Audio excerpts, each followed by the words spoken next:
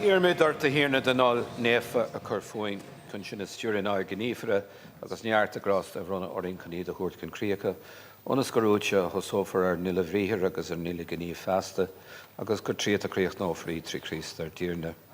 Direct we beseech thee, O Lord, our actions by thy holy inspirations, and carry them on by thy gracious assistance, that every word and work of ours may always begin from thee, and by thee be happily ended, through Christ our Lord. Amen.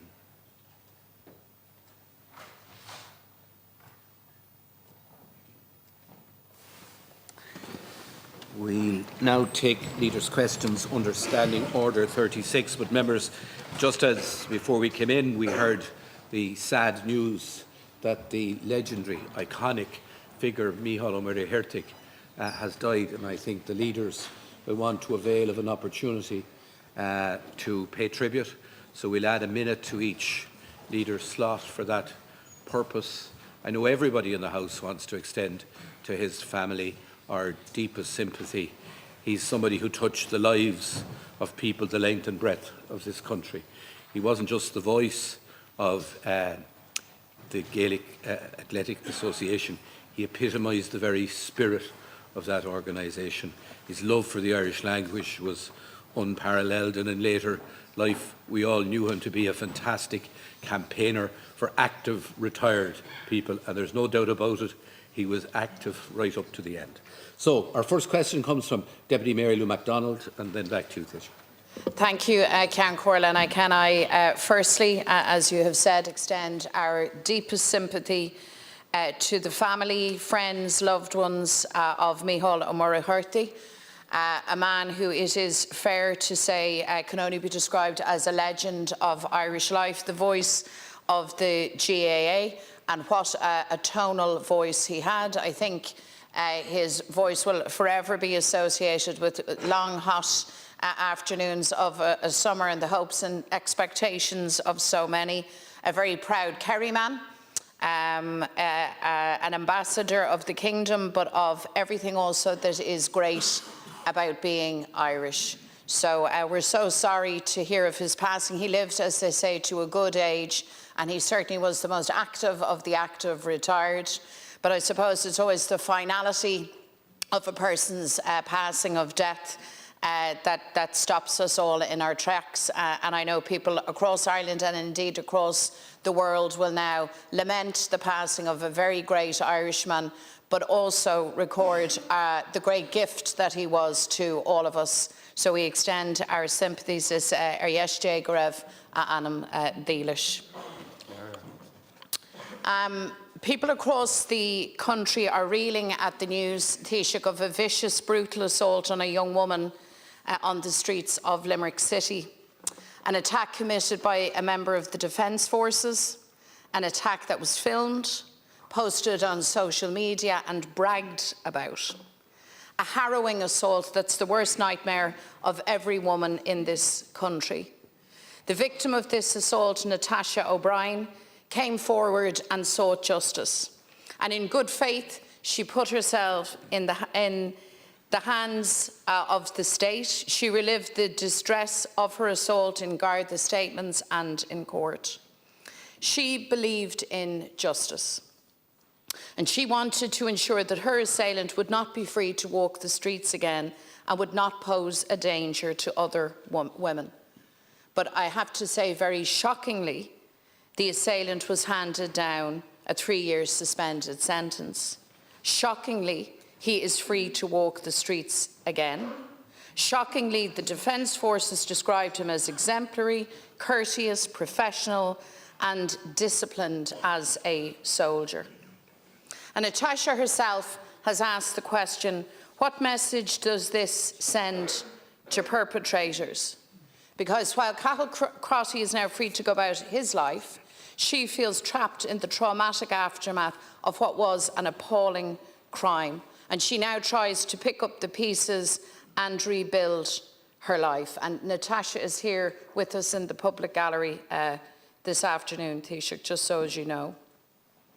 Taoiseach, women, girls, and indeed everyone in our society are entitled to be safe and to be protected, whether it's walking the streets or in our own homes. I think this should go without saying in 2024. It should be a bare minimum, the most basic freedom that women and girls should be able to take for granted, but we can't. As shocking as it is, women know that this case is not a standalone case. This isn't an aberration or something that happened in splendid isolation. This is a symptom of an epidemic in our society, a case that sadly has parallels and echoes throughout the courtrooms and the experiences and stories that women and girls carry with us throughout our lives. Experiences of not feeling safe, of not being safe, and not being able to have confidence that the system will keep you safe. Women are now again making our message heard loud and clear that enough is enough. Women have now had enough.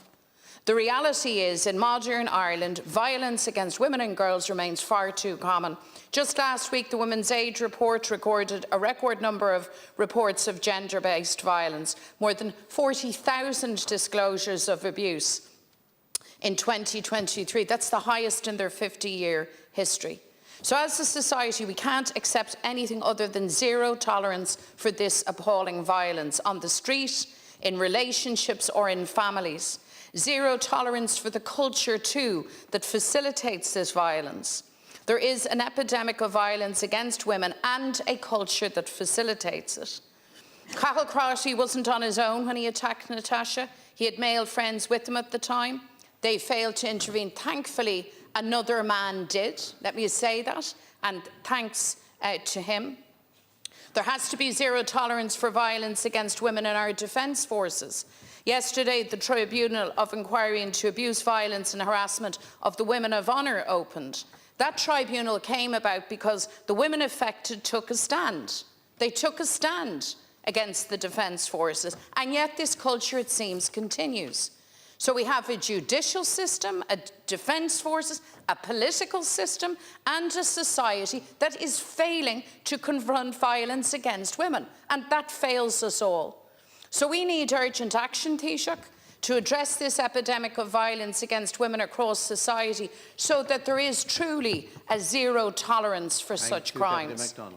Taoiseach, I have, as I told you, met with Natasha earlier, and she feels so betrayed and so let down. She says, in her own words, everything needs to change. Everything about this needs to change. And I want to ask you, as Taoiseach and Leader of Government, what is going to change and when? Thank you, Deputy MacDonald. Taoiseach.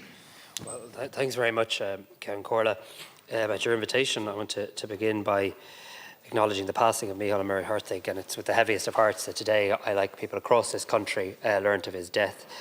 The word legend does get used too often in Ireland, but for Mícheál it's a word almost not good enough.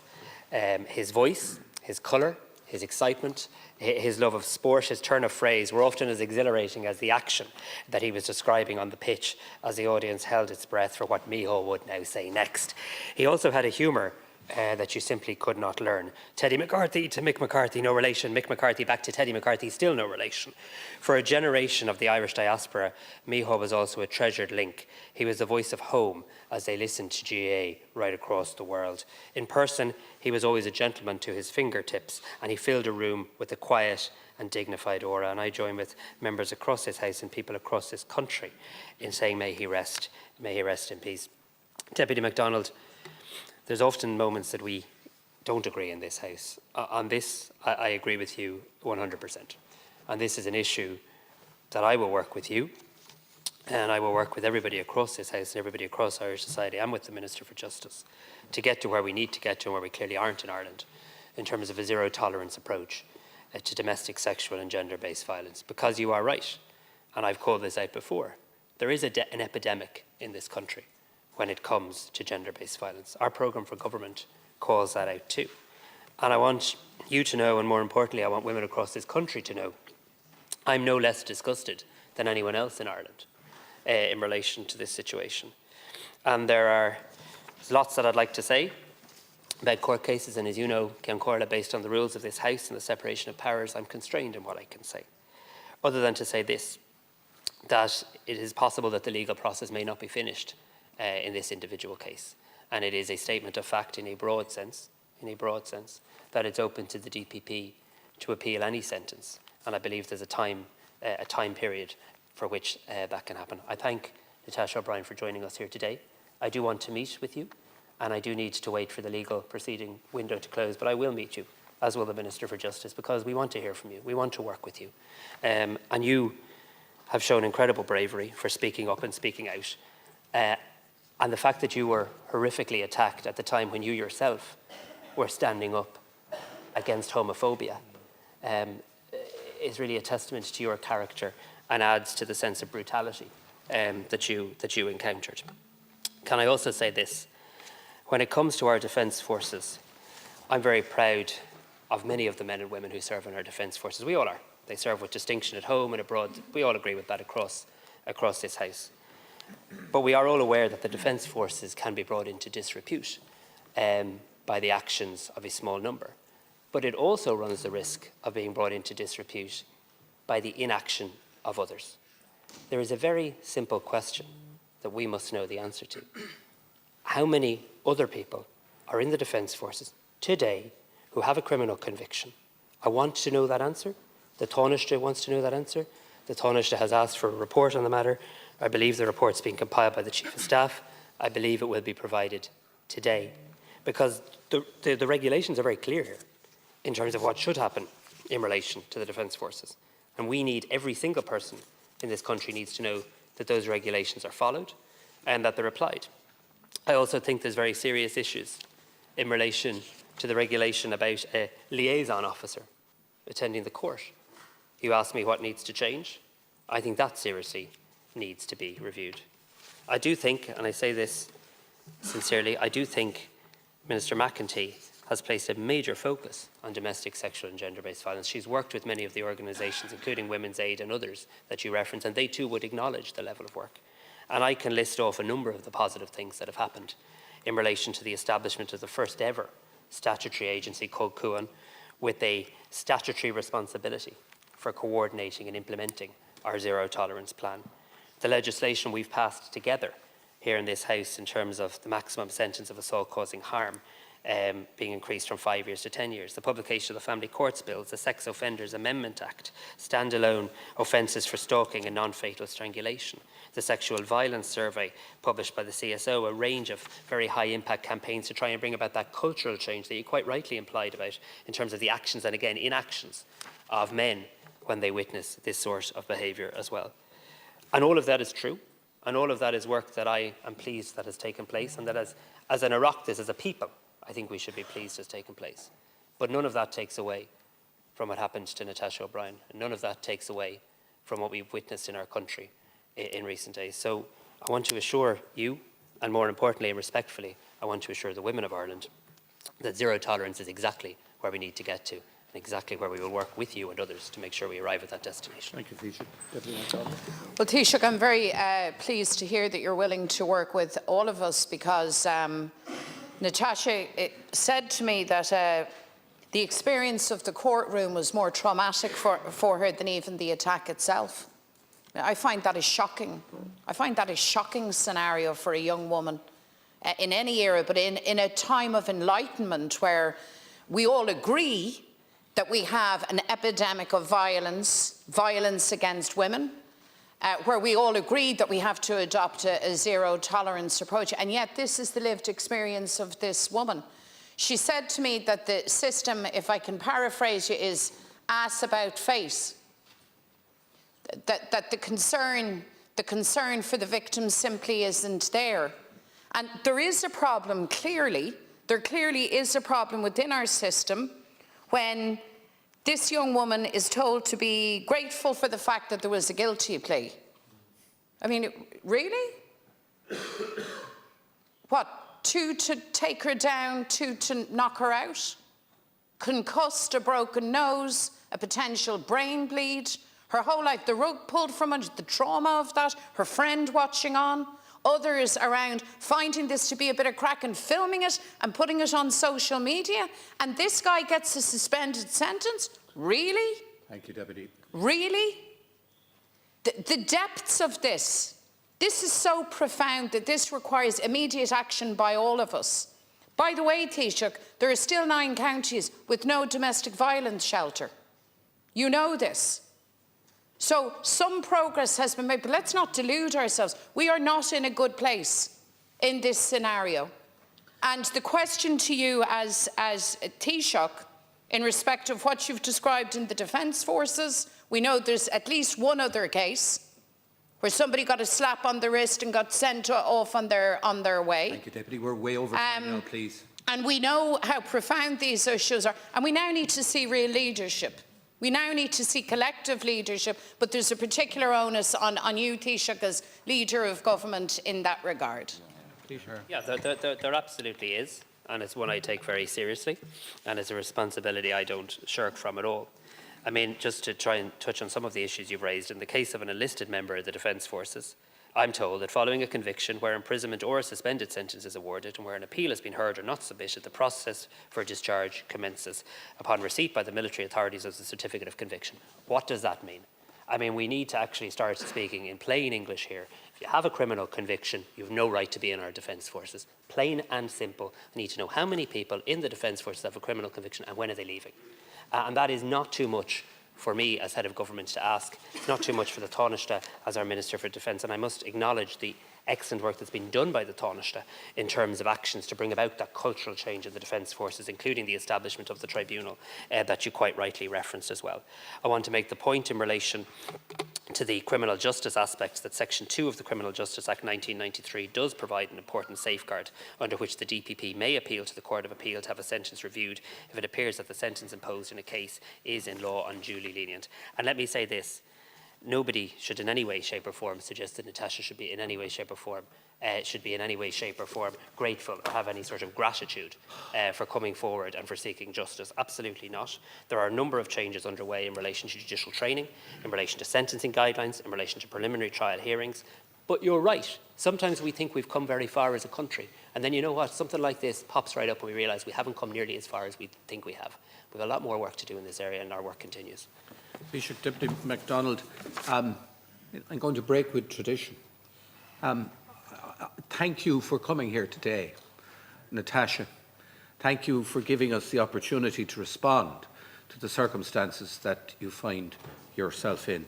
Can I ask everybody here to stand and applaud Natasha?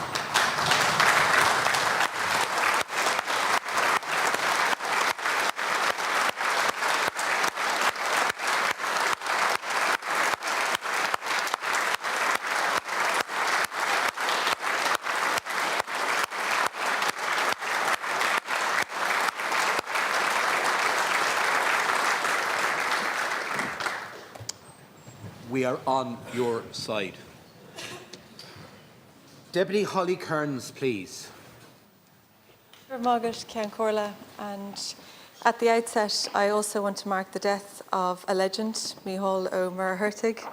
His magical voice expertly evoked all of the drama and passion of the GAA for decades. He devoted a lifetime to the promotion of the GAA in the Irish language and did it in a manner that beguiled and transfixed a nation. He will be missed, but forever remembered. I'd also like to take this opportunity to wish Michael McGrath and Jack Chambers the very best in their new positions. And I also want to warmly welcome Natasha O'Brien to the gallery. I'm not alone, I think, in being complete awe of your bravery and your strength, and being extraordinarily grateful to you for your leadership. Taoiseach, every time a woman is violently attacked, we say never again. Every time a woman is brutally killed, we say never again. Every time a woman is re-traumatised by our legal system, we say never again. And every time an abuser walks free from court with a slap on the wrist, we say never again. But it always happens again. Do those words mean anything to state institutions? Because the women of Ireland have been repeating them for decades. And there is no end in sight. Right now, in tens of thousands of homes all over the country, women are being brutalised. Last week, Women's Aid revealed they had received 1,000 reports of abuse in 2023. That's a 20% increase on 2022 and the highest number in their 50-year history. Because violence against women is an epidemic, and it frequently happens in plain sight. Natasha O'Brien was walking home with her friend. All she was doing is existing in a public space, and Cathal Crotty decided to beat her to a pulp while his friends stood there and watched. As Natasha lay unconscious on the ground and Crotty walked away, he didn't display any remorse. The opposite, in fact. It seemed he felt proud. 2 to put her out, 2 to put her down, 2 to put her out, he bragged on social media. So we can imagine how he felt when he walked free from court last week. And what did Natasha feel? She felt ignored, defeated, and devastated. Because a man's career was deemed more important than women's safety. Taoiseach, how many more times will we say never again? How many more women will have to be attacked? How many more protests will we have to attend? What will it take for women's safety to be prioritised? Natasha O'Brien's courage and eloquence has been inspiring. But why is it she's had to fight so hard to try to get a crumb of justice? Why is it that women have to bare our souls? Why is it that we have to lead public protests before there is any action or before abusers face any consequence? Taoiseach, Natasha and so many other women out there are fed up of hearing never again. They're fed up of hearing platitudes from politicians, and they're fed up of hearing promises of reform. What they want are answers as to why the system keeps failing them and action to stop it from happening again. Taoiseach, I understand and respect the separation of powers, but there are questions here for the Judicial Council. It was set up in 2019 and tasked with issuing sentencing guidelines. 5 years later, and we are still waiting for any guidelines to be issued. So, Taoiseach, my first question is, have you received an explanation for this inordinate delay? And Taoiseach, with so many victims of crime feeling betrayed and failed by the justice system, will you consider establishing an ombudsman for victims of crime, a single statutory agency that is tasked with assisting victims of crime and advocating for them? Thank you, Deputy. Taoiseach. Well, I thank Deputy Cairns for quite rightly raising this issue. Thank you for her words in relation to Minister McGrath, who I join with her in congratulating, and Minister Chambers as well. I want you to know, though, we don't just say never again. And never have I uttered those words, because what we need to do is adopt a zero-tolerance approach in Ireland for when violence does occur. Violence and attacks and brutality will happen. It's how our systems respond. It's how our systems are victim-centred. It's how our systems don't let down the victim. It's how our system should never re-traumatise the victim. It's how our system should deal with the perpetrators. That's what has to be our national obsession now, because I share your view. We should absolutely call this out for what it is. It is an epidemic. We live in a country where there's an epidemic. And I must say, even in this place, when you actually try to discuss and raise some of these issues, you get all sorts of labels get attached in relation to wokery and everything else. This is an extraordinarily serious epidemic, and we should all call out every time we see misogyny existing, including in public policy debate, which happens in this chamber and the other chamber on an all too frequent basis, in my view, Cian Corla. I take the point very much about the Women's Aid report and the figures, as we discussed here in this House last week, and we should, and I think we're due to have, and I hope we're going to have a debate, as I agreed to last week, in relation to that report. I would point out, though, while the numbers are extraordinarily stark, part of it is we are encouraging more people to come forward, to speak up and speak out, because we know we live in a society where for far too long, behind closed doors, things have remained. And we need a situation where we're always trying to support people in coming forward and seeking that help and seeking that access. But the figures are an extraordinarily stark wake-up call for everybody in every aspect of Ireland. I do believe, and I'm not going to constantly read out a long list to run down the clock here, but I do believe there's a lot of actions that have been taken, genuinely, that are positive steps forward. The fact that we now have one single statutory agency called CUAN with legal responsibility for the first time in the history of our state, that we passed that legislation through these houses, is not unimportant. The fact that we have now seen more safe houses, in addition to the more traditional model of refuge beds open across the country, is not insignificant. The fact that we've introduced a number of pieces of legislation around stalking, around non-fatal strangulation, that we've reformed things around the family courts, that we've doubled the sentencing in relation to assault causing harm, which is the most frequent crime committed against somebody experiencing domestic or gender-based violence. So we do have a Judicial Council. That Judicial Council is absolutely charged with sentencing guidelines and also with the issue of judicial training. And these are two issues that I know the Minister for Justice is extraordinarily eager to see progress on, as am I. My understanding is that the first set of sentencing guidelines is likely to be in the area of domestic violence, and we will be seeking an update in terms of a timeline for them. Taoiseach. Now we move to... Taoiseach, zero tolerance rings about equally hollow as never again in this scenario. I, like a lot of other people, believe that the DPP should review the leniency of this sentence because it wasn't a zero tolerance one. But my fear is that in reviewing it, we'll discover that this sentence isn't unusually lenient at all, that men routinely beat women to a pulp and walk free from court.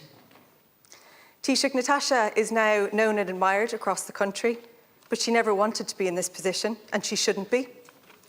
We're familiar with the names of other women too. Elaine O'Hara, Jenny Poole, Nadine Lott, Aisling Murphy, Bruna Fonseca, Anna Mooney, and so many more.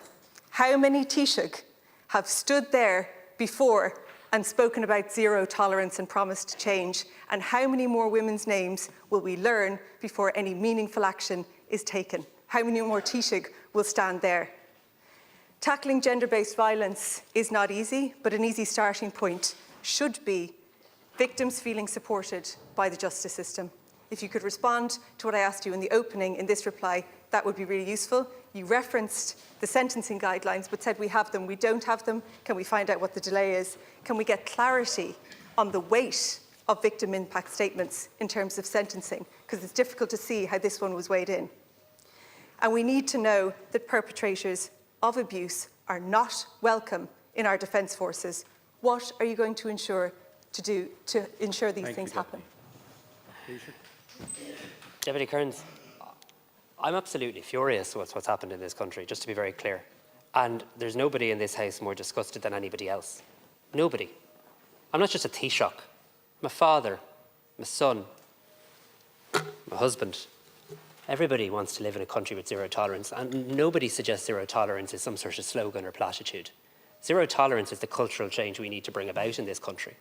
And it requires every single person in this place, in the judiciary, in the defence forces, in our public services, in our homes, in our schools, working to bring it about.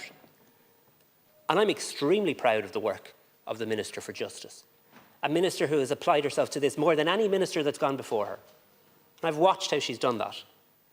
And she's not suggesting, and I'm not suggesting, and there's nobody here suggesting, and Natasha certainly isn't suggesting, that we're anywhere near where we need to be as a country. Nowhere near it. But the work is underway. And I'll never, ever, ever regret talking about zero tolerance, because it's only when politicians, including men, start demanding zero tolerance that is actually how we bring about the change. Now, I've told you very clearly that we're going to seek an update in relation to the sentencing guidelines, and that it is urgent that we get them in place. I share that view, as does the Minister.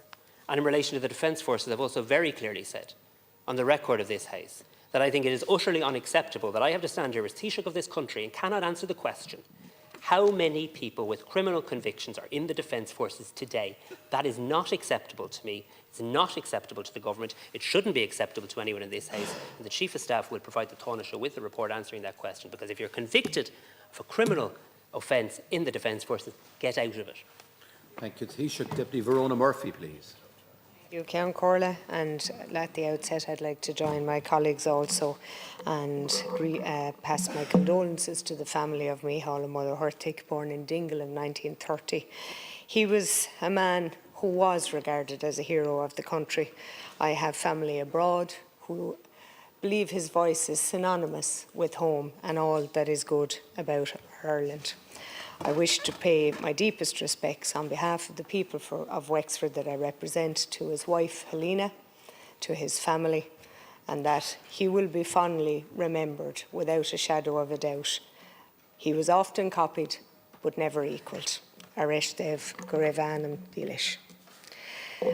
Today, Taoiseach, I actually would also like to welcome Natasha O'Brien, and it's with great sadness that this is probably your first visit to Dáil Éireann, and we could only commend you for being brave enough to come out on behalf of every victim of violence, not just women, but all victims.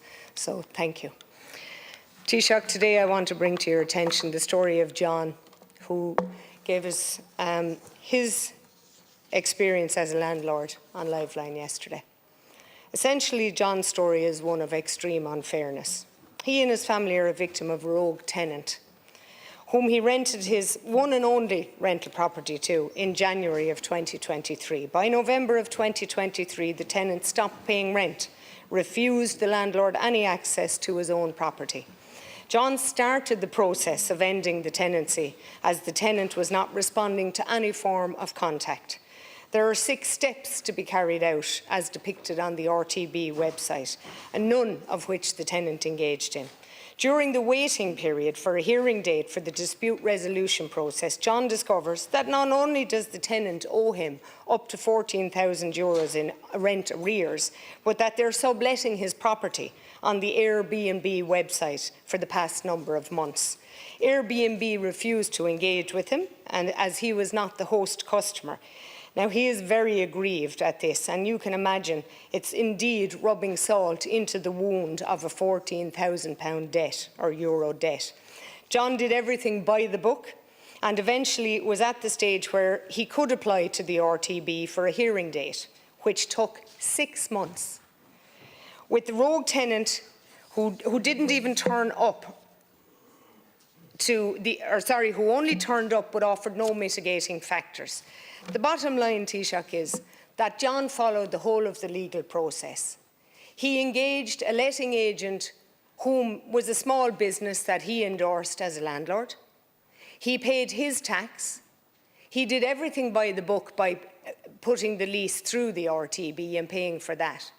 And yet this tenant, who offers no mitigation as to why they stopped paying rent, gained a profit from airing the same property on Airbnb, with no income tax, I'm sure, paid to revenue, and probably no follow-up by revenue. Yet, in this instance, the RTB say it takes 31 weeks for the average process to be undertaken. Having gone through the process and the determination that his eviction orders all were correct, it was then appealed.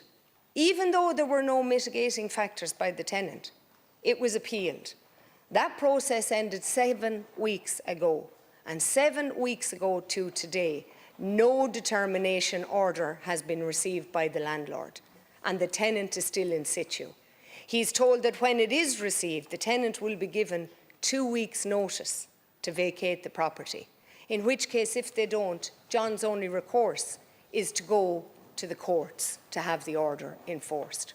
I think what I'm saying, Taoiseach, is the RTB is dysfunctional and no longer fit for purpose.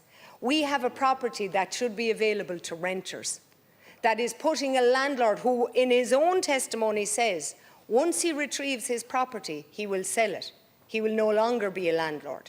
We are carrying a disservice through the form of what is absolutely a not fit for purpose RTB. And it's not the first time it's been said in the House, Taoiseach. So could you please tell us what you're going to do about it? Sure.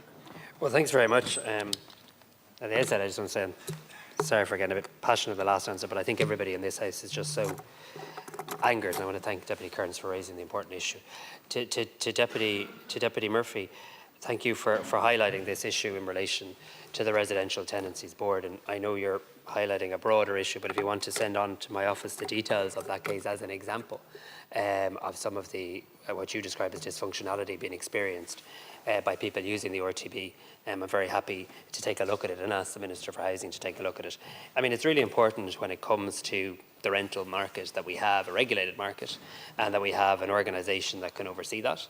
That is the job of the RTB, and it's the job to set out the rules to both the tenants and to the landlords. It's important, often in this House, from time to time, landlords can be demonised. It's very hard to have a rental market without them, and it is important that landlords know that if they do experience a rogue tenant, that there is cause for recourse to them that is administered efficiently and effectively. I don't want to stray too far into this specific case because I don't know enough about it, nor would it be appropriate for me to do so.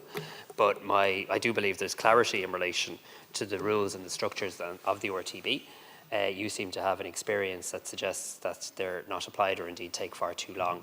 If you want to send on those examples to me, I'd be very happy to ask Minister O'Brien to take a look at that. From a wider point of view, the government is carrying out a review of the rental market because we are eager to keep landlords in the market, particularly small landlords without whose properties would see the property supply further constrained as well. So I'm happy to take a look at the situation further. Murphy? Suggest respectfully, if you need examples that you undertake in that review, a review of the RTB, because believe you me, the level of examples that I would be able to extend, it's not the first time I've mentioned it on the floor of the House that the RTB is no longer fit for purpose. It's the umpteenth time. Like, why are we running the country through the media? Why is Natasha O'Brien here today to give us an example of how the system doesn't work? Why do we wait for prime time to bring things that ye consistently bury your heads in the sand about? You denied as a government that there was any such thing as go-away money, refused to investigate it until prime time gave you the evidence. It's the same in Straffan in County Kildare, where there were numerous reports to the Department of Agriculture. It seems all and its mother knew the cruelty that was being carried out at Shannonside Foods. And a week after prime time exposed it, the slaughterhouse and abattoir is closed down. I mean, Taoiseach, we can't continue to run the country based on what the media tells us. The people in this House stand up frequently and advise you of the issues that need to be dealt with. And it's the same with our CAMS system, I regret to say. Numerous times I have mentioned that we have a referral issue in Wexford CAMS South, and the Minister continues to tell me there's no waiting list. The issue is they are not accepting the patients. Full stop. So the head burying has to stop. I'd ask you, Taoiseach, with all due respect, to start to recognise the issues represented by the deputies who represent their people, and do not wait for prime time or live time to bring it to our attention. Or Natasha, all due respect. You've rolled an enormous number of significant matters into the question there. I think it's supposed to be a question on one matter, but Taoiseach, I'm sure you'll do your best. I'll do my best. Well, look, let me firstly remind Deputy Murphy that I too am a deputy, and I've been elected by the people of Wicklow on 3 occasions, and I'm very grateful to that. So I don't need the media or anyone else, with greatest respect to them, to let me know what the issues in my community are. Neither does anybody on these government benches. And this kind of constant suggestion that those of you outside the political parties are more in touch, we'll test that. We'll test that in due course with the electorate and see how we all get on. But I can tell you this. We take these issues extremely seriously. The RTB is seeing its workload increase. There's annual registrations of the RTB now of 47,745. As a result of that, we as a government need to and are increasing the resources available to the RTB to ensure that it can continue to effectively and efficiently manage the situation. I am happy to see the example. I say that to be helpful because it is often useful to be able to put to the system, hang on, here's a real life example. Very happy to take that from you. Look, in relation to a range of other issues you referenced, including CAMS, very, very happy to take any follow-up details from you. I know how important access to our child and adolescent mental health services are. Minister Butler will shortly be bringing new mental health legislation into this House. Thank you, Taoiseach. We go now to the Rural Independent Group and to Deputy Danny Healy-Rae. Thank you very much, Concola. I'm glad to get the opportunity, first of all, to say a few words about the late, great Mícheál Muircheartaigh, a great Kerryman, who had a unique voice, and he created excitement in all the games that he commentated on. it was better than actually watch it on the television when he commentated on the radio, because there was more drama. It was, he created the excitement, and he knew so much about hurling and football and about the players that were playing it and the rules and whatever. He was a powerful man, a powerhouse of a man, and we wish to send our condolences to his wife Helena and his family and his extended family in Dingle, and all his friends, of course, in Kerry and right around the country and across all the whole world. He was a powerful man. And I just want to say a word about to Mícheál McGrath, who's departing for Europe. All I'll say is it's Europe's gain and it's our loss here that he's leaving this chamber, because we all depended and relied on him so much. And of course, Natasha O'Brien, who had to come in here today, we sympathise with her horrible treatment that she has been receiving. Taoiseach, I wish to raise again issues about people who try to do the basic thing to provide a home for themselves. And many of them who try to get planning are being refused because there's a designation in Kerry, I'm sure it is around the country, that areas that are designated as being under significant urban generated pressure.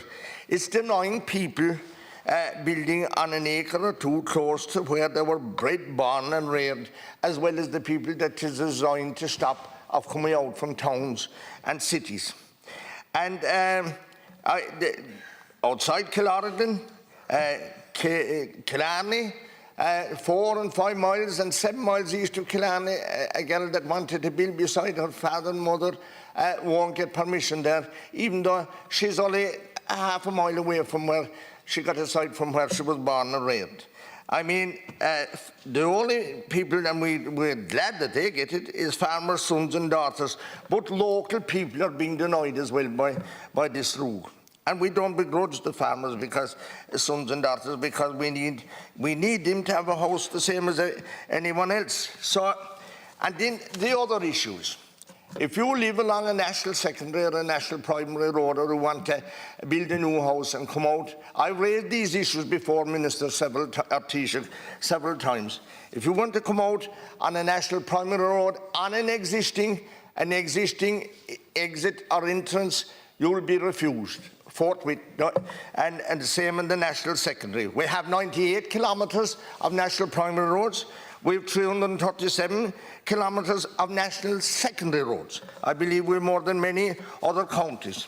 And then we have the planning regulator, has now come back to Kerry County Council asking that the elected members of the Khmer electoral area reduce the amounts of lands that they have proposed to be zoned residential in South Kerry onto the towns of Khmer, Sneem, Waterville, Carsavine, Valentia, Glenbeigh and Killarney.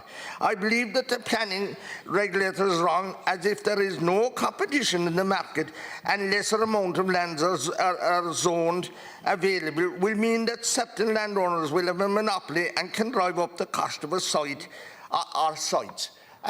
Taoiseach, these things have to be rectified. You're talking here about affordable homes, and if the word affordable was a concrete block, it would build a building as tall as the Empire State Building in America, because the word has been mentioned.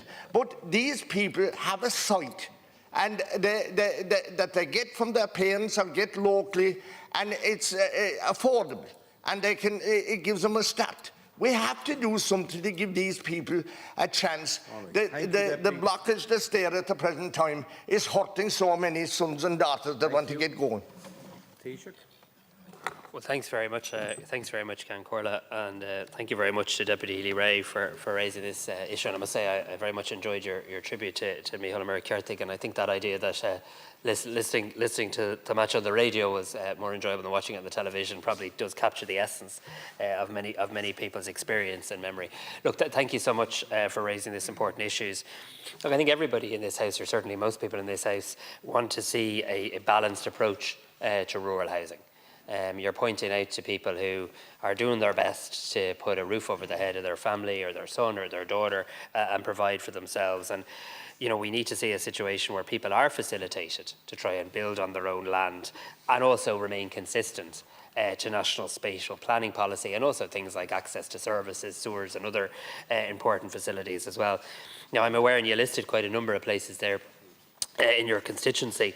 My understanding is the draft ministerial direction for the Kenmare Municipal District Local Area Plan was put out to public consultation from the 6th of June to the 20th of June. So in other words, that's just closed, and that the Chief Executive is now going to review these submissions and report back to the Office of the Planning Regulator, and this has to be done within 4 weeks of the 20th of June. The Office of the Planning Regulator then considers the Chief Executive's report and has to report back to the Minister within 3 weeks, and the Minister then has 6 weeks to issue a final decision, having received the reports from both the Chief Executive of the Council and the Planning Regulator. I think this kind of activity should now be seen as a routine part of our planning processes as well.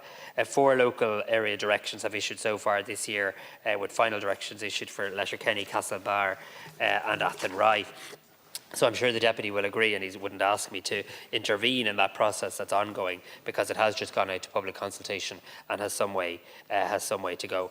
Look, I hear what you're saying in relation to the Office of the Planning Regulator. We need to, I suppose, remember how we got there. The Office of the Planning Regulator was established in 2019. It was on foot of recommendations made by a tribunal of inquiry into certain planning matters and payments called the Mahon Tribunal, and its role is to ensure that the local authorities and An Bord Pleanála do support and implement national planning policy. It also has a role in planning research, in training and in public awareness to promote the public's engagement on the planning process as well. When it comes to rural housing, updated rural housing guidelines are currently being prepared by the Department of Housing, and these updated guidelines will expand on existing policy in the National Planning Framework, which relates to rural housing as well. We will also have, I should make the point, Count Corla, we will also have later this year new housing targets and a National Planning Framework, which will, I think, begin to give us a level of granular detail as to what that means for County Kerry or county anywhere else in Ireland as well, and that might be useful in addressing some of the issues the Deputy raises. Deputy Healy-Rae. Reply, but I'm asking you now again, can he do something about this clause, significant urban generated pressure, that's annoying so many people planning permission? And these people are asking for nothing else, only to get fair play, and they're not getting it at the present time. And they're asking, they'll build the house, they'll pay for it, and they'll create employment. They'll do that all themselves. And you see, the thing about the national roads, we've asked about that several times before, and that rule was implemented in 2012, and it has created havoc amongst many people that want to come out an existing entrance, not create a new entrance, and to come out a safe entrance. But you needn't apply the same, like the planner told me this morning. The person that wanted to build in this area that's under this designation, no, you needn't bother applying. There's no hope in the world. And in relation to the zoning, and I think that I don't see any need for zoning land at all around towns or villages. Only let the planning authority decide whether the site is due planning or should get planning on its own merits, whether the services are there and all that goes with that. But I think the zoning is only creating another layer, and it is making property dearer and sites more expensive, and denying people the chance of buying an affordable house. Peter, to conclude, please. Thanks again to Deputy Healy-Rae, Count Corla.